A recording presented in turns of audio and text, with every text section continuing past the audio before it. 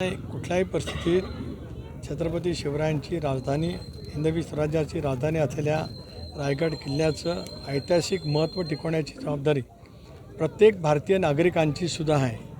जे विदेशी पर्यटक येतील इतिहासकालीन खुणा बघण्यासाठी त्यांचीसुद्धा जबाबदारी त्या पद्धतीने राहील. पण भारतीय पुरातत्व खात्यालासुद्धा आमच्याकडनं सूचना त्या ठिकाणी स्पष्टपणाने दिल्या जातील.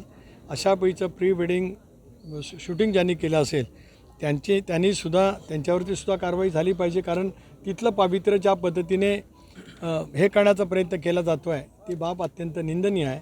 पण समाज मनालासुद्धा माझी विनंती आहे की आपण त्या ऐतिहासिक वास्तूचं पावित्र्य जतन करण्याची भूमिका प्रत्येक शिवप्रेमी नागरिकांनी पुढच्या कालावधीमध्ये घेतली पाहिजे, असं एक शिवप्रेमी नागरिक म्हणून माझी स्वतःची भावना आहे.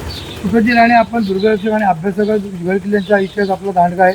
अशातच रायगड किल्ल्यावरती पुण्यातील अज्ञातांनी प्री वेडिंग करून या ठिकाणी व्हिडिओ व्हायरल झालेली आहे. कसं बघताना काय सांगाल?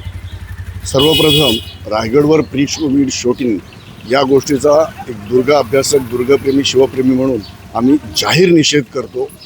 अलीकडे हे फॅड खूप वाढलेलं आहे.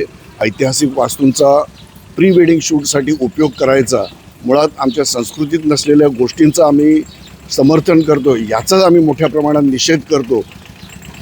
शिवप्रेमींनी ज्यावेळेस गडावर होणाऱ्या प्री शूटिंग वेडिंग शूटला विरोध करायला सुरुवात केली त्यावेळेला या नवीन पिढीतील तरुणांनी लग्नपत्रिका ठेवण्याचं निमित्त करून गडावर यायचं आणि येताना मात्र अगदी वेशभूषा वगैरे करून यायचं आणि आम्ही पत्रिका ठेवायला आलो आहे असं भासवायचं आणि त्याचं शूटिंग करायचं आणि ते नंतर प्री वेडिंग शूट म्हणून वापरायचं. अतिशय निंदनीय गोष्टी आहेत. छत्रपती शिवाजी महाराजांचा इतिहास हा खूप मोठा आहे. आमच्यासाठी हे खूप भावनाविवश करणाऱ्या ह्या गोष्टी आहेत आणि अशा घटना जर आमच्या गडांवर होत असतील तर एक शिवप्रेमी म्हणून, दुर्गप्रेमी म्हणून, अभ्यासक म्हणून या गोष्टींचा आम्ही जाहीर निषेध करतो.